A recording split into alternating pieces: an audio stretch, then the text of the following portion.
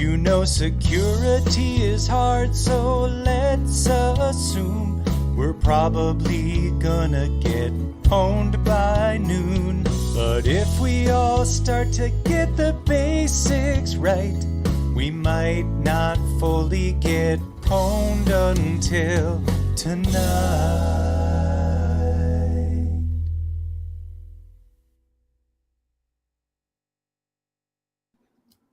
Hey, good afternoon.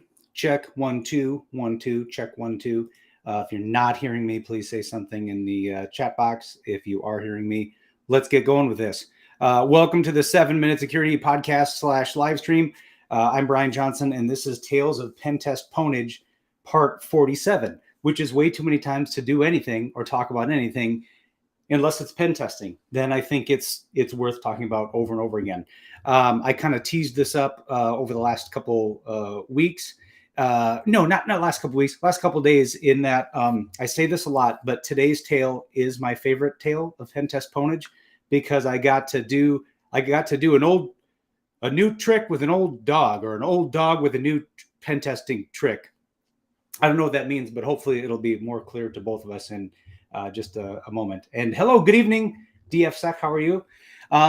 I just finished, just as a quick tangent, I just finished the Black Hills webinar that was right before this about different ways to steal credentials using network protocols and such. And there was a tool that I'd never used before called Eve's ARP. So check out that webinar that involves fiddling with ARP requests. And I think like looking for traffic going to dead hosts and then maybe advertising yourself with this specific ARP information. Looks very intriguing, but I've never played with it. So anyway, since we're talking about pen testing, I wanted to mention that. Okay, a couple of things. We'll just quick blow through news and shameless promos. We'll talk about this tale of Pentest Pwnage. I will leave you on a cliffhanger. Hopefully you will hang around for a short word from our sponsor who does support these efforts, and we're blessed and thankful to have their partnership. Then we will resolve the tale of Pwnage. And then if you want to stick around to the end, which I hope you do, and if you're interested in a free ticket to a sweet hacker conference, then I'll have an email address you can write to throw your name in the hat. And this is, for me, this is going to be the last week you can enter. I put your names in a little Python randomizer script, and it goes, and this week I'm going to spit out 2 names, okay? The last 2 tickets I have to give away because I'm going to take next week off, and the conference is coming up just a few weeks, middle of April. So stay tuned to the end. You get that secret email address. Drop a note that says hi, attach malware to it if you want. I'm not going to click on stuff, but that all you have to do is like say hi to this email address, and you're in the hat and you'll have your chance to win. Okay. And hello, Hannah. How's it going? Okay. Quickly, right? But I love the Black Hills webinars because they just get right to the content. I just have a little bit of shameless self-promotion and then we'll go. Okay. 7minsec.com/live is kind of what you're looking at right now. It's live content that we do every Thursday at 1 p.m. Central. Just note, and this is just for my mom, but next week we're taking a spring break week. So, but we'll be back the week after with something cool, and I don't know what that is yet. The conference that my buddy Ken and his pals are putting on is called HackSpaceCon, coming up April 15th. And I really should have updated this slide because they have so many cool security people who are there sharing their content, their knowledge, their classes at a much more affordable rate than probably they get elsewhere. I would love to go. I have a conflict, and otherwise I'd be on a plane like right now getting in line for some of this stuff. So if you want to enter, have a chance to win a ticket to HackSpaceCon, stay tuned. The last slide, I'll pop up that email address and off we'll go. Okay. If you want to support the show, you can do it in a couple different ways. Our ebook, which talks a lot about this kind of stuff, internal network pen testing, that's available at that address. And it's $7.77. And you get lifetime updates to it. So version 1.2 is going to have some SQL attacks in it. That's what I'm working on in pieces behind the scenes. And SQL attacks are on the burner for today's discussion as well. So hype alert. Okay. And of course, a new thing to announce, our pen testing live class where we give you direct remote desktop access to a student VM that's joined to a domain, and together for 3 days, 4 hours a day, we punch the living daylights out of the network and Active Directory. I just opened up a new session for that. That's going to be July 18th through 20th. And I moved into the modern age, friends, where if you go to 7minsec.com/training, there's the little embedded shopping cart thing there that I think has been on the internet since 1996, but I just got it working. So you can go in there and buy some tickets, and it's all virtual, and it's just a grand old time. And Tim says he's in for May. And Tim, I sent you an invite. I don't know if I got a response from it, but we can talk about that offline. I can't wait to have you in class. It's going to be a blast. And spoiler for Tim, and then a good spoiler for Tim and anybody taking May or July. The lab has gone under a bit of an update and curriculum refresh. So there are new attacks that none of our past students have seen. So goody, goody, giggity gumdrops. Okay. Just do it. Yeah, let's get to it. So in this Tale of Pentest Pwnage, I kind of want to get right to the goods. Let me just say, on an internal network pen test, there are so many things you can do to enumerate and gather potential attack threads to pull to get more goodies. When on the audio podcast version, I usually like quick bang through a list of like, here's stuff that's interesting. This continues to get us wins, et cetera, et cetera. I'm not going to go over that today because I have a bit of focused chatting and showing to do with you regarding this unconstrained delegation. Okay. So I'm going to give you the hacky Brian Johnson explanation of unconstrained delegation and why it can be a problem and why it was a problem on this last pen test that I did. So in this poorly drawn diagram by me, I'm showing an example of an internal network that has a web server indicated by the Spider-Man web here. And Jane comes along and needs to authenticate to that web server to do some work, right?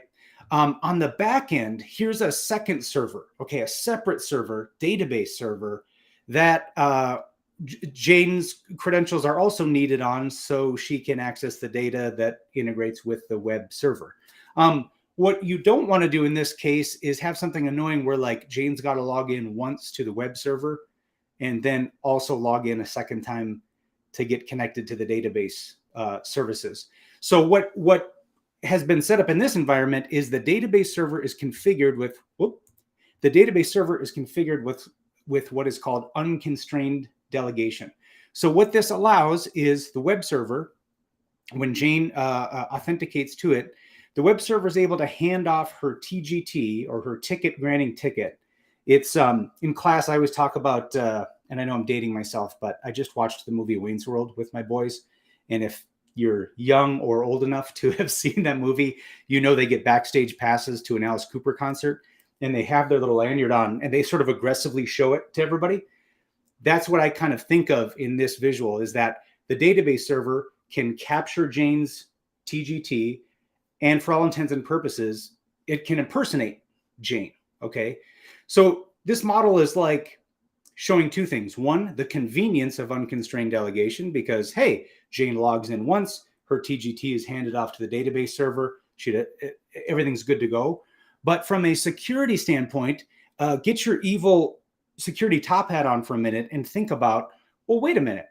Is that to say, Brian, that if I could land on this database server, okay, and if I was able to somehow coax an important user or an important system to authenticate to me and capture its TGT, could I then turn right around and do the Wayne's World thing and impersonate that important user or important system?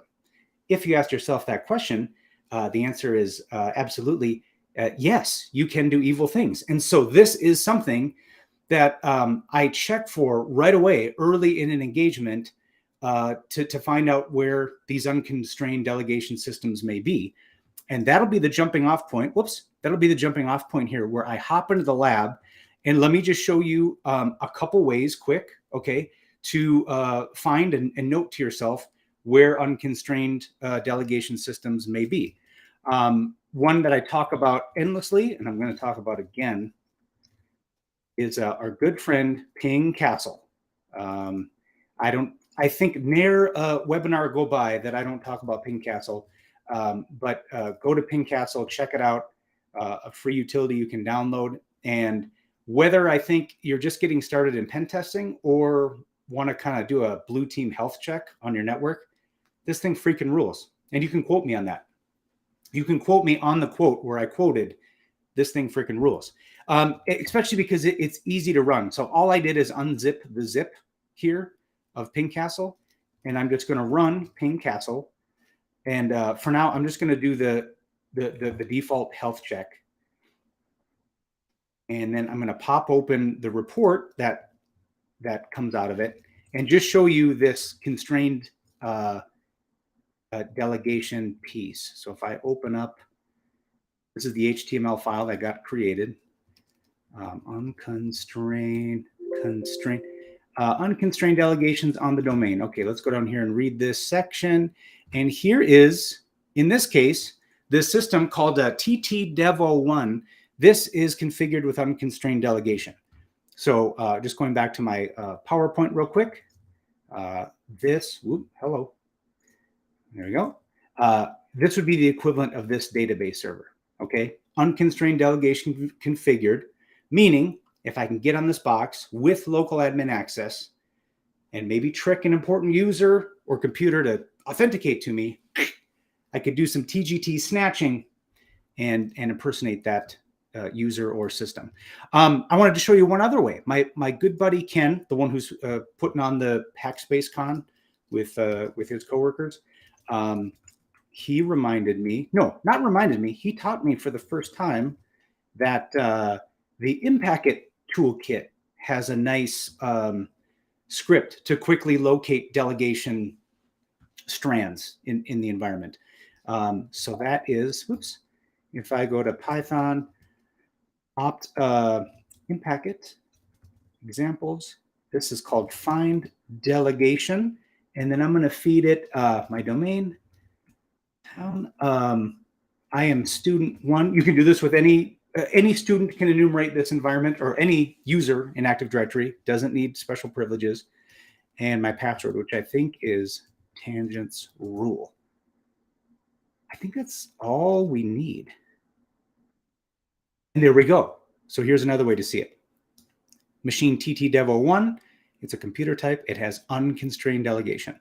So in the pen test I'm referencing today, I had done a lot of the stuff that I'm not going to cover, where I abused broadcast protocols. I looked for unpatched systems. I looked for passwords in Active Directory description fields. I did about 70 other things and finally managed to capture and crack a credential that had the equivalent of local admin on TTDev01.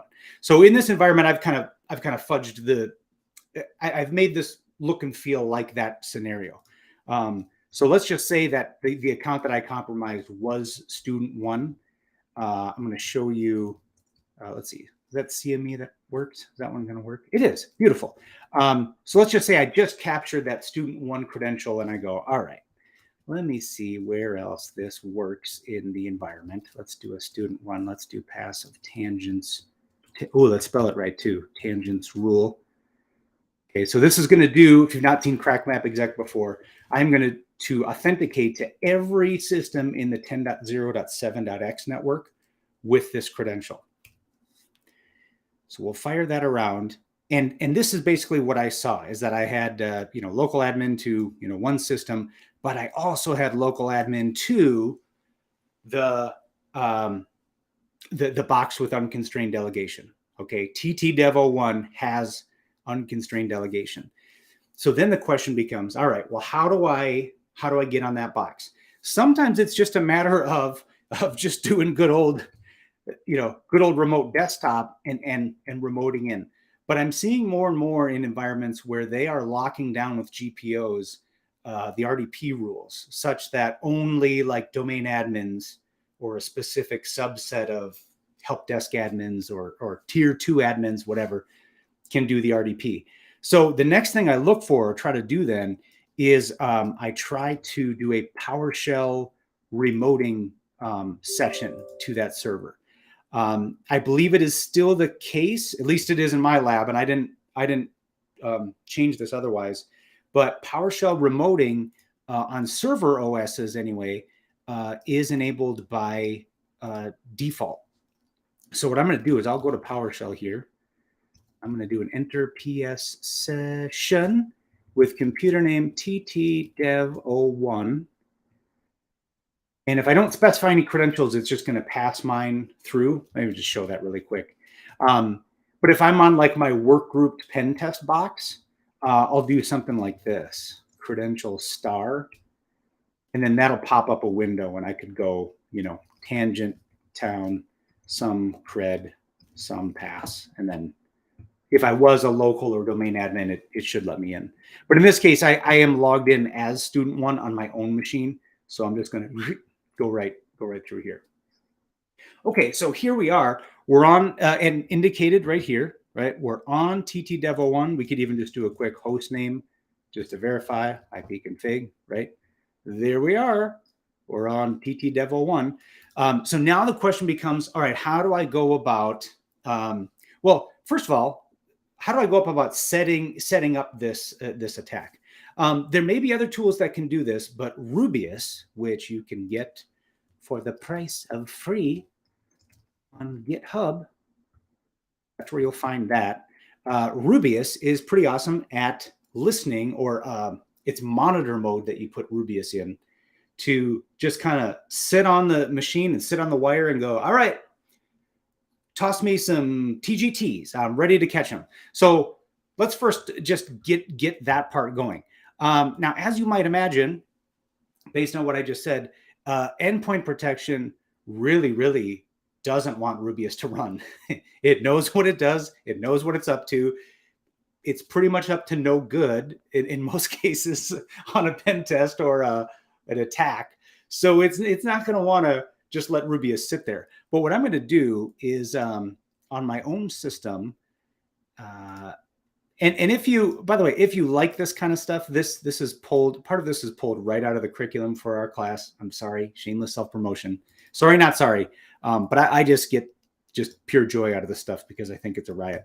I'm going to run myself a little, and this is free as well, this HFS HTTP file server. I'm going to run a little web server right on my box. I'm going to share Rubios out here, and then I'm going to pull it down to ttdev01 so that I can run it. All right. You can either right click and add files like that, or you can do a little drag and drop action depending on what kind of mood you're in. So I'll do that. And if you were just to like pop this open in a browser, oh, please don't open. Oh, good Lord. I've opened that arc at the end of Raiders of the Lost Ark, and the ghosts are melting my face and stuff. Why would you ever open? Okay, you should never open. What was I trying to open? All I was going to show you is that here I am, and here's my own little web server, and isn't that cool? There's Rubios that I can, pull down. Super cool. I love standalone utilities like that need no dependencies. Just fire them up and run. Oh, good Lord, please help me. No, Edge, don't just leave us. Could you please just leave us alone? Let me see if we can get by this without it going, hey, want us to steal all your data and send it to, whatever. You can't even, it's like, do you have to say start without my data? Yeah. Well, what about this? What about this? You gonna like this? If I do, I don't even know. Performance. What am I looking for? App history. Doesn't matter. Fine. Start without my data. I'm going to nuke this machine later anyway, just to make a point. Okay. So we're serving up Rubios, and then look at this too. Keeps a little log of, well, in this case, we accessed this file. But let's just copy that to clipboard. And then over here, remember we're on dev01. Let's do this. Invoke web request, pasty, out file, rubios.exe. Now, probably if I do a dir and do a dir and do a dir, and let's just say I try to run Rubios, like I said, did not complete successfully because it contains a virus. So I imagine at some point it's just gonna go away. But anyway, it's not happening, right? Rubios is not going to run. So fortunately, in this simulated pen test, this is an all Defender environment. Now, people are telling me in Windows 11, Defender's more strict. It's got its big boy and girl pants on, and it's not going to let you do what I'm about to do, which is just go set and preference, and I'm going to do disable real-time monitoring, set that to true. That is the equivalent of, if you were to look on Devo 1 right now, you would see real-time protection slid to off. That's what we just did on Devo 1, but from the command line. Okay. Okay, so now let's just see if it's still there. Okay, now it's gone. Now it's gone. Okay, but let's back up. Let's do that one more time. Plopsy. And note over here, we can always see that the dev box hit our web server. So this is especially handy if you are on a pen test and you suspect, there's some sort of firewall network layer ACL preventing maybe HTTP traffic or something. This is a little bit of a sanity check just to figure out, like, can Devo 1 really even reach me, or do we have something playing funny games in between? So now this should stick there. And if I just give Rubios a quick test, it's giving us the tool output. It's flipping ready to rock. Okay, so let me show you the most common way that I abuse this on a pen test. All right. And then we will set up the artificial hype cliffhanger. We'll do our commercial break, and then we'll resolve things. Okay. So one of the best ways, I think, to abuse the unconstrained delegation situation is by abusing print services on a high target machine, high value machine, such as a domain controller. So if we come over to our friend Pinkcastle report, I think if we search for spooler, we will see right here in the anomalies section of the report, this tells us, hey, spooler service is available from one domain controller. And they give you a +10, or really it's a -10 ding. It's not good in general. And if we click on that, we can go, oh, wait a minute, where is print services enabled? Well, it's on the one and only domain controller in the environment. I won't get, because there's good articles here. There's lots of good research out there. I'll give you the Hacky Brian explanation of what the vulnerability is here. With print services on, and this is separate, by the way, separate from Print Nightmare. A lot of times in class, people are like, oh, hasn't this been patched yet? This is just abusing. There's a long name acronym. I don't think it's in here. That if print services is enabled, what someone can do is kind of fake out the DC and say, hey, DC, could you please authenticate to this system over here on the network? And by abusing the print spooler service, the DC will willingly go, yeah, let's start to have an authentication conversation.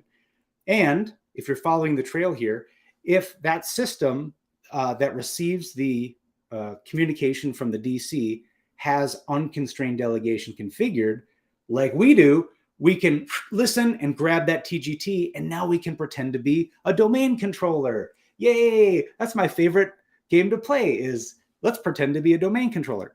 So when we see this on pen tests, that's awesome. So that's the route I'm going to show you, because that's a fairly common one to come across in pen tests. If it's not maybe so obvious, I would recommend in general, don't have your domain controllers be printers if you can help it. Just have them do DC stuff, because when you layer on other attack surfaces, they tend to fall a bit more quickly. Also, let me show you real quick, just another perhaps more targeted way to get this same information. You could run the full Pinkcastle report, but you could also, where am I going? Pinkcastle. You could also do this. No, not that. No, not that. Cancel.exe. You could run option 5 to do a specific type of security scan or check. And you could, for example, say spooler. I want to check my environment to see where the spooler is active. And I think they even give you a sub menu where you could, like in this case, I mean, let me think. I guess it could still be interesting to impersonate other systems, but on the pen test, I want to go for the kill. I definitely want to know if the spooler is on any domain controllers. So let's run it just for the DCs, and then out will plop this pretty little simple text report, and there we go. There's your DC, which we just have one. Spooler is active. Okay, so we're going to abuse this print. If you Google spool sample or print spooler bug, you'll probably find all sorts of blogs and papers about it. But I just want to show it to you in action real quick so you can see what it looks like. So let me get these closed. I got too many things open. Okay, so I am going to run Rubios in what's called monitor mode, which is monitoring for these TGTs. Okay, let me just okay. Monitor, and then sorry, I'll look back and see. It looks like some chatter came through. I don't know if there's questions. I'll get to those. Then we'll do our break, and then we'll do all the stuff. We'll go in monitor mode. I'm going to choose an interval of 5 seconds of polling. I'm going to do no wrap. This one's important because if we do catch a TGT, it'll come through with some line breaks and awkward spacing in it.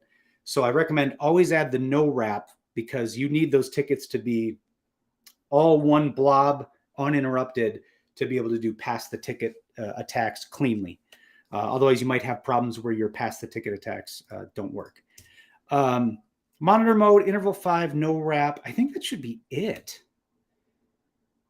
Okay, so here we are. We're in monitor mode. You can see we see on our own system the ticket for Devo 1. That's not particularly interesting because that's where we are. We're on Devo 1. What we would love to see come across the wire here is a TGT for DC01, because then we can grab that puppy, do a pass the ticket attack, and we own the environment that quick.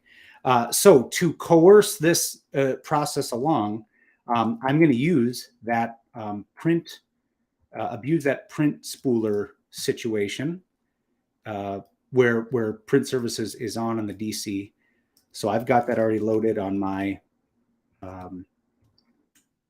box here, MSRPRN. And I love tools like this that just have a very simple syntax. They tell you, okay, this is for abusing print services. All we need to know is who's your target and who is capturing. So as we talked about, our target is the DC, and the capture server is Devo 1. So it should be just a matter of going MSRPRN Devo /TT DC01 target / TT Dev01 capture server. Okay. And attempted printer notification and received an invalid handle. The coerced authentication probably worked. And if we scroll up a little bit, hey,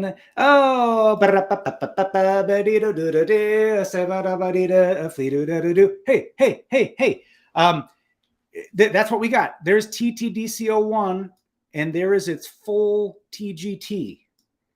So now you can copy this whole thing. I'm not going to do this because I'm going to do it after the commercial break.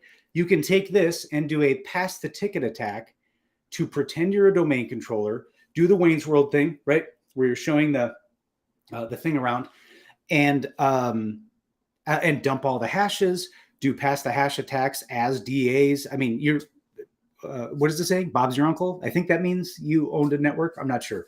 I don't think I've used that phrase for a while, and probably never used it right. So, but here's the question. Okay, here's the situation I was in on this pen test is print services were off everywhere.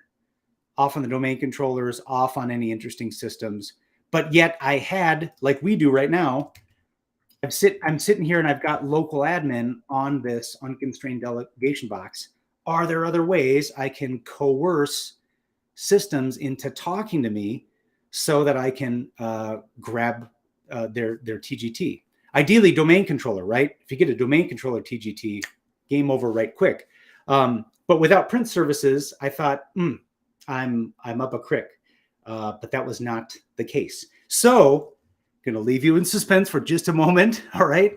And I'll look at some of these questions and comments. Please stay tuned for this word from our sponsor, and then we'll be right back to conclude the episode. All right. Be right back. Today's episode of the 7-Minute Security Podcast is brought to us by our friends over at Blumira. And boy, do we love Blumira. It wasn't too long ago we started a podcast series called Desperately Seeking a Super SIM for SMBs, because everybody needs to be watching their network and Active Directory and knowing and getting alerting when things go bump in the night. And from that series, someone from Blumira reached out and said, well, we're an awesome SIM and we love SMBs. Have you ever heard of us? You want to give us a try? Want to give us a spin? And I said, yes, I want to literally give you a spin in my light Pentest light training environment, where all we do, me and the students, all we do every day, all day, is beat the heck out of a network and punch Active Directory in the face over and over again. And Blumira was like, yeah, fine, spin up a trial. Let's see how it goes. And oh my gosh, we got all sorts of helpful alerts on things that we actually cared about happening in the environment. Not too many. We weren't getting alert fatigue. We were getting just the right amount of alerts. And maybe the best thing out of that experience was that I got so excited about the alerts. I went to Blumira and I said, oh, it would be cool if you could alert on a couple of other things like AS rep roasting, and maybe if someone flipped the W digest flag on an endpoint so that attackers were able to scrape creds in clear text out of memory. I mean, that's something that shouldn't be happening on the average business day. So wouldn't it be sweet if you could detect that? And not too long after that conversation, they had built detections for both those things. And that's the kind of relationship you want with your SIM service provider. You want to be able to go to them with ideas. You want to be able to take results from a pen test and say, hey, our pen testers did these 12 things. You alerted on 4 of them. Why is that? And if they kind of dismiss you or chuckle or say, oh, let us secure explain to you while you're a moron. If they do any of that, you probably want to tuck tail and run. And I would invite you instead to go talk to my friends over at Blumira, who are very SMB friendly. I really like the whole crew over there. You've heard some of their featured interviews on the podcast. I really can't recommend them enough. So go check them out today. Visit blumira.com/7ms to get started. Okie dokie. Thanks for hanging in there. Oh, I love this so much. I'm so excited to show this to you. I really need to get out more, but it's winter here and I'm a little cooped up and I'm kind of Jack Nicholson from The Shining. But for security, I guess. Okay, so once again, let's pretend print services were off everywhere, but here we are, local admin on this box, which has unconstrained deleg. So what's a person to do? Okay, well, here's a tool that I'd love you to add to your standard toolkit if it's not already. It's called Coercer. And as the name implies, it coerces servers to authenticate to other servers using 12 different methods. Okay, so we coerced using a print spooler issue, if that's the right word. Coercer's got 12 different methods up its sleeve that can force a victim to talk to a listener. Okay, so that's what I went after in this pen test. But here's the other piece I want to talk about. I mentioned earlier, right now I turned off active AV protection so that we could run Rubios. In your environments where there's more commercial EDRs, I won't mention any specifically, but let's just say they are quite good at not letting you run things like Rubios. So then you get into endpoint protection, evasion, and the like. So I played with some tools and worked with some colleagues to work up a bypass so that Rubios would run. The problem was my situation was a little different in that I could not PowerShell remote into this box. I could only RDP into it. And that's fine. That actually makes things easier when you've got a GUI to work with. But here was the issue. The issue was that when I tried to craft an executable that would run Rubios in monitor mode, the process would kick off and endpoint protection wouldn't get crabby about it. However, when it spawned a command prompt to do this stuff, oops, let me just get this going again. When it kicked off a new command prompt to run monitor mode, that part would get caught by endpoint protection and die. So so the thing is, what I had to work on and figure out was, okay, how can I get this to run as just like, a process, evil rubios.exe, but have it still collect these tickets and save them somewhere, right? Because right now we have the beauty of we've opened up a new command prompt. We're doing the listening for TGTs, and they're coming in like a stock ticker, right? So when the one comes along the wire that you want, you just highlight it, copy it, and off you go. But when you don't have the luxury of seeing them, what I needed Rubios to do is like spit them out to a text file or save them somewhere when I couldn't see the monitor mode process, if that makes sense. So I needed it to sort of run blindly, I guess, if you will, but also save any TGTs it found. So that is, so I'm not going to be able to like completely recreate that visual for you, but I can show you a new trick that I learned about good old Rubios that got this job done for me. Okay. And I have to consult my write-up because this is so new to me. So the evil rubios.exe that I made did the following. It ran rubios.exe. Okay. Same thing as before, monitor mode, interval. Let's see, did I do the interval? No. Here's what I did. Sorry. I did /run for. Let's just do 60 seconds. Let it run for 60 seconds. So, right, kick off that evil Rubios process in the background, listen for tickets for 60 seconds, and then shut down. But like I just said, the issue is if I can't see Rubios running in front of my face, I can't steal the tickets, right? Well, yes, you can if you use /registry. And then the example they give on the tool page is something like this, software / maybe some name that doesn't arouse suspicion if it was logged and alerted for. But I'm going to do OMG LOL, ROFL, ZOMG. That's going to be my area of the registry that I'm going to write any TGTs to. So awesome, right? So I got this going in one window, right? So my evil Rubios is going to run this command. That's what's going to happen. It's got a Rubios inside of it. It's going to unpack. It's going to run this command you're seeing. So I've got like things loaded on this monitor. Then what I need to get ready on this side is that coercer tool. So I've got that running on a Kali box. Let me see. You can see that okay, right? Yeah, it's okay. Okay. Let's see if I can just scooch this up a little bit. And maybe just so we can kind of see these side by side. Okay, I'm going to go to opt coercer. And then here's what I ran with coercer. I did coercer. And if you read through the README, there's a couple different modes this can run in, like scan, coerce, fuzz. I went all out for coerce mode.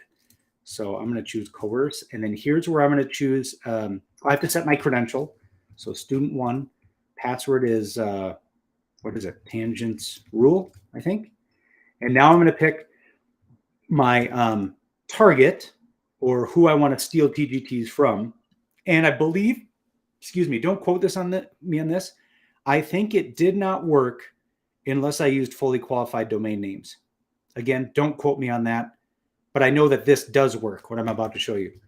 Fully qualified domain names of ttdco1.tangent.town, and then TAC L for the listener. But remember, the listener is not our box or our student box. It's Dev01. That's the one that's going to listen for TGTs, which it can capture because, again, it's got unconstrained delegation configured on it. So let's do tt dev01.tangent.town. And then I think we're ready to go. So I've got 60 seconds to make this work. Let's test the live demo, gods. Let's see if this will go. Okay, so now again, we are going to, because we're running this in live mode, right? We're going to see the tickets fly by, but you have to imagine this is all just happening blind in the background where you don't know if it's working or not. So I'm going to start the 60-second timer. Then I'm going to come to coercer and just hammer the heck out of that domain controller to try to coerce it to give Dev01 a TGT. So let's give it a spin. What the heck? Okay. So it already had 5 tickets that it saved. Okay, here we go. Let's start coercing. I'm going to hit continue. Continue. I want to see the ticket count go up over there. And I just realized I probably should have put a refresh interval of 5 so I could see. But again, it didn't matter on this pen test because I was flying blind. But I think you're seeing these different coercion methods. Some are working, some are not. But boy, I've never hit C enter, C enter, C enter, C enter so many times and so quickly in my whole life. It's a good thing I grew up with video games and like Super Mario Brothers and Mega Man and stuff where you had to like, you know, I've still got some skills. Anyway, I'm going to let the timer run out. And then actually what I'm going to do, because you need to see this visually, I could, once the monitor mode is done, I could use some commands to just enumerate the registry. Let's see, wrote 5 tickets to that address. Okay, well, let's just see. It'll be easier to troubleshoot with a visual. Here's Dev01, and let's take a look at its registry editor to see if this worked. So I'm going to go to H key local machine. Let's see, do oops, view. Let me do refresh. H key local machine software. OMG, LOL, ROFL, ZOMG. There's my little folder. And oh, I didn't see. Let me run it one more time. So I got the dev box. I got the administrator. Actually, I get the administrator account. So that is still good. I mean, I could really just grab that ticket and impersonate the administrator. Let me just give that one more go just to see if I did. Let me see, interval 5. And let me just see if I like fat fingered something here. Whoops. Target is TT DC01. The listener is TT Dev01. Yeah, I think that like should totally do it. TT Dev01. Yeah, coerce it. Yeah, okay. All right. Okay, continue. Oh, do you see that count go up? Wrote 6 tickets. I don't know if the interval had something to do with it or not. I'm just going to really hammer away at this just because it's kind of fun. Makes me feel like I'm playing Contra. But I think because that count went up, I think that was the magic sauce right there. If we go to Dev01 now, and let's do a little bit of a view and a refresh. Oh, there it is. In all its base 64 glory. I mean, tell me that just doesn't make you feel happy to be alive, right? And I can't. Oh, there we go. Oh, let me just see if there's any commentary. There's got to be somebody type in the chat if you're like, oh, that's delicious. Because it is. Come on. Even if you're not impressed, just pretend. Or you don't care about this stuff, just that's neat. That's nifty. Okay, nobody's saying anything. That's fine. Forget it. Forget it. Forget it. I don't need your validation. But here we go. So those were saved to this hive. Here's DC01. So now I'll just come along here. I'll take my little ticket and I'll go back to DT01 where we were just, let me exit out of here. Where if I do a who am I? I'm just regular old student 1, right? No special privileges. I mean, I do have local, I did steal a cred. I did get local admin to that unconstrained delegation box. But now, let me hopefully that actually copied and pasted. There we go. Now what I can do is I can take my little pet and I can go to my, well, let me get out of PowerShell real quick here. Users, public Pentest tools. Well, let me show you this. If I went into, for example, Mimikatz, just to demonstrate the power of what we just did together. Let's say I didn't fully know, like, well, do I have the rights to dump stuff out of, to dump hashes out of the domain controller, for example? I could try to do a DC sync and say, domain tangent town, give me all them cred, bloom. No, you're going to get an error. Really, the problem is I'm just a regular old user. I'm student one. I'm part of, if I look at Active Directory here, there's really nothing too special about me. Student one, I think is, whoops, here's the thing. You got to spell it right. Student one, you've got a member of, I'm just part of a student group and part of domain users. Okay. Nothing special yet. But if I come over here, let's get out of this. Let's go to my friend Rubios, which we just ran monitor mode for, right? To capture TGTs on Devo1. Now come in here, I will call the mighty power of TTT for pass the ticket. And I will specify ticket data as follows, Plopsy. And this is where, remember I said with Rubios monitor mode, you want to add /no wrap so that you get this ticket data all nice and compact, okay? Otherwise, you try to import a janked up ticket, nothing's going to work right. So pass the ticket. Let's see what that looks like. Ticket successfully imported. If I do a klist tickets, look what my system thinks it is. It thinks it's got the unholy power of TTDC01. Oh, that's just good, clean. It's just good, clean, dirty fun is what that is. So to test this out, then let's go right back to, whoops. Let me get that. Let's go to our friend Mimikatz. Let's go to x64. Let's run Mimikatz. Privilege. Oh, I tell, if you take the class, I will definitely say that the word privilege, the word cabinet, and the word cushion, I will never know how to spell right or the first time. So if I was on a spelling bee right now and they were like privilege, I'd be like, are you going to the mall later is what I'm asking. And if you knew what movie that was from, then we're best friends. Privilege debug, nailed it with my notes on the other monitor. Let's do LSA dump, DC sync. Let's say give me all them creds. No, you know what? Let's do a surgical strike. This is what I like to test. If I think that I've gotten to domain admin, I'll go domain. Oops. I'll go domain tangent town, and I'll do well, you know, user. Let's see, I think Captain Underpants is a domain or domain admin. Yeah, and then here we go. If we look right here, we have stolen the NTLM hash for Captain Underpants, who is a domain admin.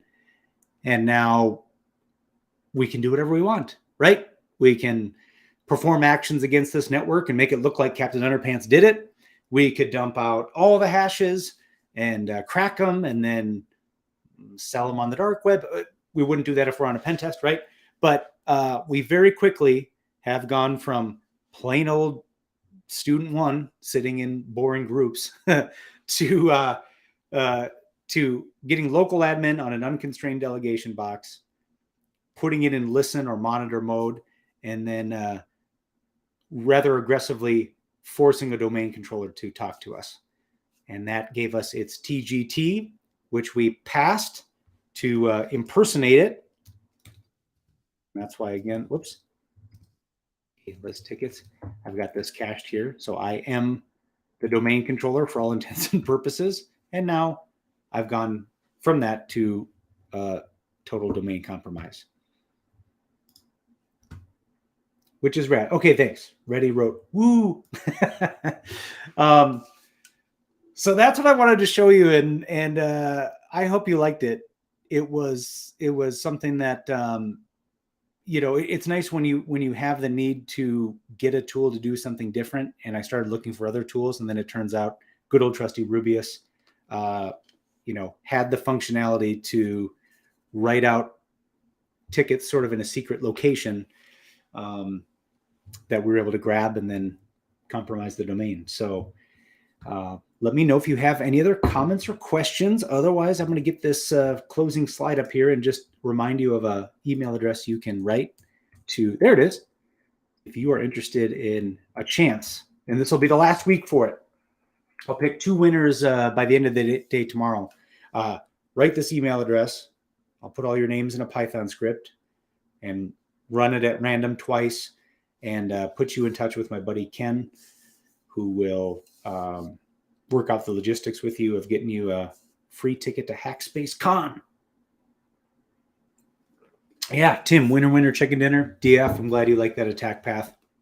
Let me tell you, and those of you who pen test, I think you can relate to it. It's like when you lose sleep and you obsess over this stuff and, sitting there in the shower going, I wonder if I could do and days, sometimes weeks, right, of finding like jack squat, and then things align and you find this kind of obscure path and get to play with tools and do things that you hadn't done before. That's so awesome. And that's kind of the back and forth joke I make with like people who do this is, when you come back for, year 4 with a customer of a pen test and they've hardened the heck out of the place, it gives me heart palpitations. I almost want to go, maybe you ought to see a different vendor this year, but I know it pushes us, right, to up our skills and be old dogs and still learn some new tricks. So that's it for today. Please, look at all the things and all the stuff and reach out if you got questions. I'll see some of you in class in May. Hopefully we'll get some new signups for the July class. I'm off next week, but I'll see you the week after. And thanks for spending some time with us this afternoon. Hope you have a blessed rest of your week, and we'll see you. All right. Take care now, and bye-bye then.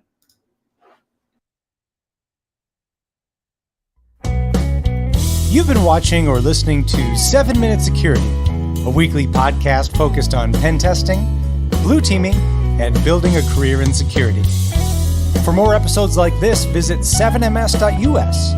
And for information about our consulting services, visit 7minsec.com.